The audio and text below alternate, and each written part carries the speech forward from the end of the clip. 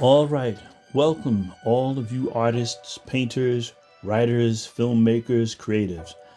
I'm Craig Rippon, and this is Rippon Studio, my YouTube channel. Thank you for stopping by. I hope you get something out of what you hear and see. This YouTube thing is still new to me, so this is only my second episode. Now, if you're inclined, please hit the like button and the subscribe button so we can stay in touch. Before I get to the topic of the day, I'd like to acknowledge two people who are very important to me with this channel.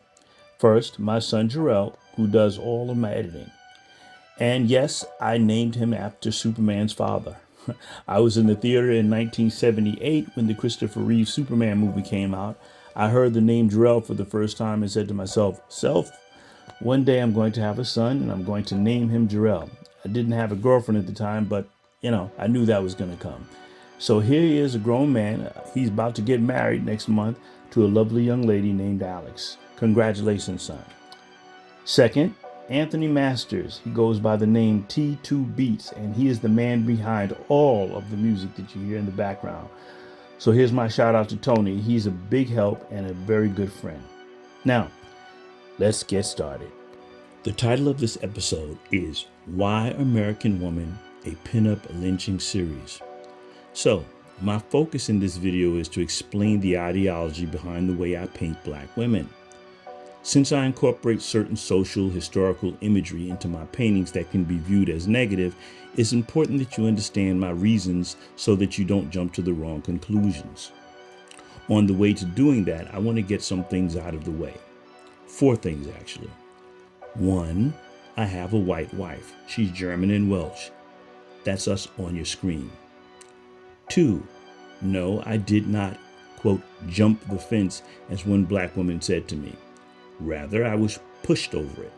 I never had the height, the swag, or genuine bad boy appeal that too many black women are attracted to today. I went where I was appreciated. 3, can I sleep with my white wife and be concerned about black people and the artistic presentation of black women? Yes. I have 2 black daughters from my prior marriage and 5 black granddaughters. I have every right to be concerned about how we as a people are perceived and how black women are treated. 4, I'm not one of those black guys who puts down black women because I'm married to a white woman. That's not who I am. That's as much time as I'm going to waste on that. Okay? So, now's the time to click away if you must. But for those of you who choose to hang with me, that is great. Please hit the like and subscribe button. I'd greatly appreciate it. On your screen is the first painting in my series. It's called American Lexicon. You can view it on my website at www.ripponstudio.com, and you can read the story behind it and an article that was written about it. My next episode will focus on its origins. I show you that painting because it's an example of what I mean by incorporating negative content into the image. In this case, it's all of the words painted on her body and surrounding her. At first glance, it would be easy to come to the conclusion that I'm putting down black women. But if you look at the words, you will see that none of them are specific to her as a woman. All of the words are focused on the ethnic group as a whole, accompanied by the phrase, "Don't act like you're shocked," written in red. I'll get into that in my next video. All of the paintings that I'm working on will be like this one in some way, shape, or form. Among the paintings I'm working on now, in about 3 weeks, I'll begin laying out a painting I'll call Mary Turner 1918. Now, if you know, you know. But for those of you who want to find out, go and Google Mary Turner 1918 and see what you get. African American women are different from black women in the Caribbean and in Africa. This country has shaped her in ways and by means that have not happened in the same way in other countries. Now, of course, I'm not saying that no other woman has ever suffered hardship. This is not the pity Olympics, but the resilience and, yes, the attitude of the American black woman is something new and specific to her. Her walk, her talk, her gesticulations have become part of the American culture. The white feminist movement has historically borrowed its strength from black women. long before there was a Rosie the Riveter embodying feminine strength, there were black women who worked in the cotton fields alongside their men, received the overseer's lash alongside their men, taken away from their own newborns to nurse the slave master's children, and oftentimes gave birth to the slave master's children. In a 6-year study published in 2017 by the Equal Justice Initiative, they found that 4,084 black men, women, and children were victims of, quote, racial terror lynchings in 12 southern states between 1877 and 1950. And that's besides the 300 lynchings that took place in other states. Through all of this madness, she persevered. She persevered through slavery, through emancipation, through Jim Crow.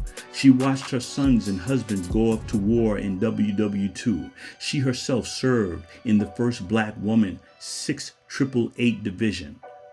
While she was being an inspiration and a blueprint for hopefulness in the face of hopelessness, it was not her image that was promoted in pinup art and posters as, quote, what our boys, insert our white boys, were fighting for. So, as an admirer of pinup art and erotica, and as a heterosexual male, I want to paint my version of pinup art. In the American Woman, a Pinup Series logo, I redacted the word pinup with the word lynching. The correlation was just too tempting for me to pass up.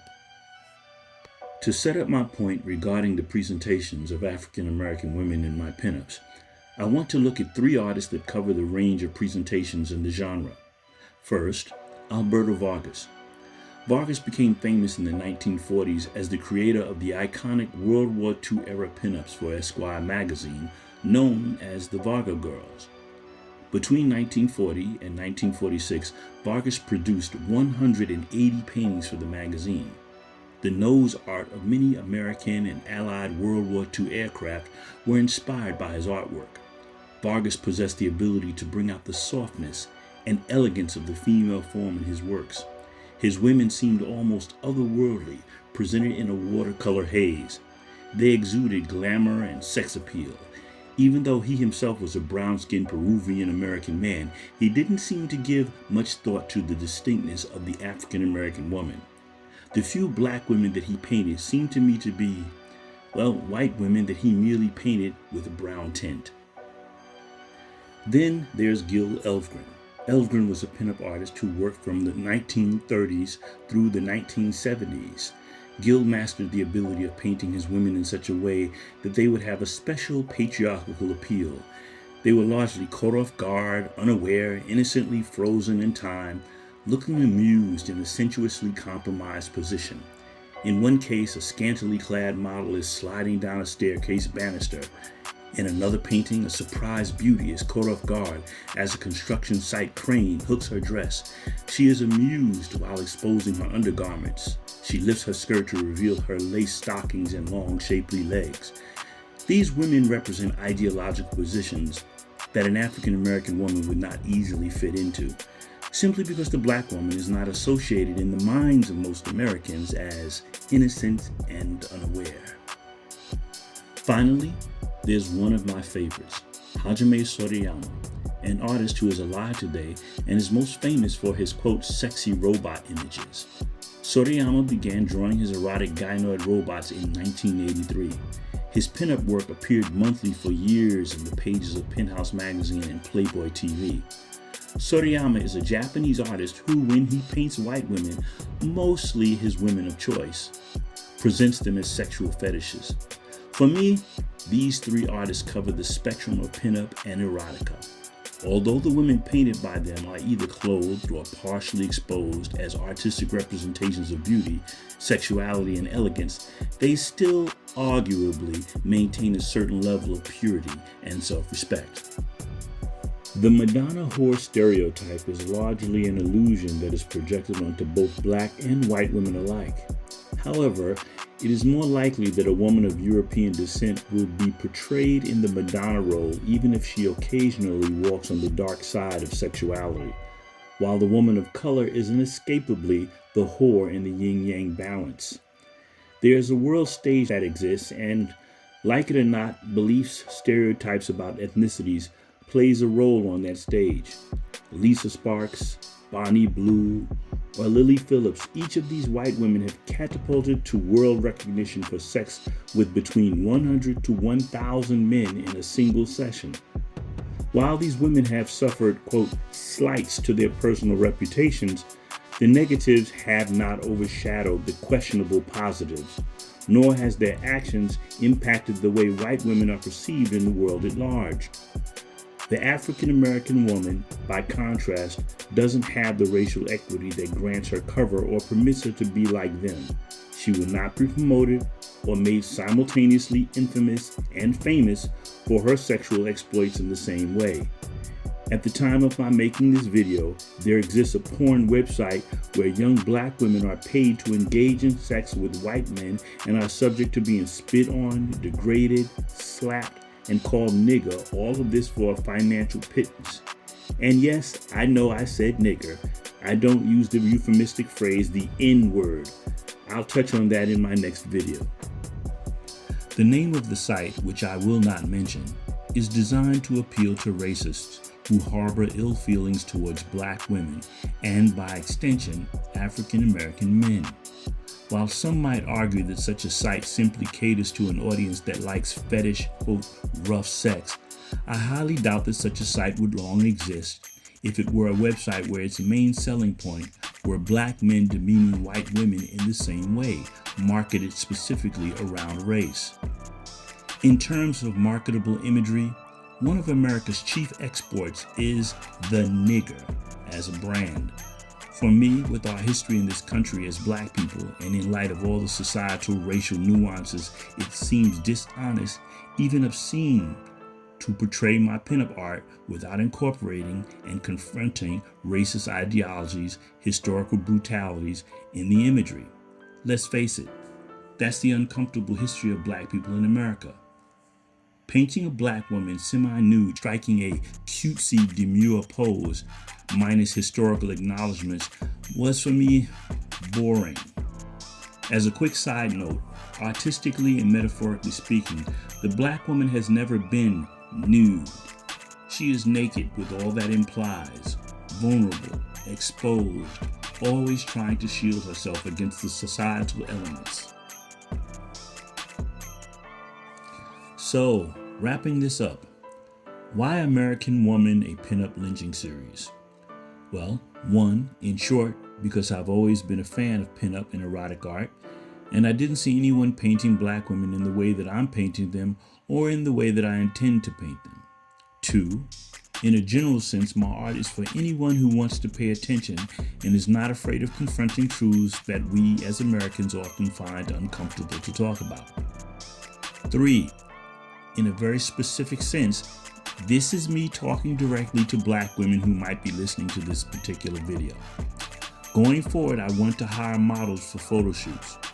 I want you to be comfortable wearing your natural hair, or at the very least, minus the weave. Why? Because I want to highlight the beauty that exists within you, along with our history that you have been socialized not to appreciate.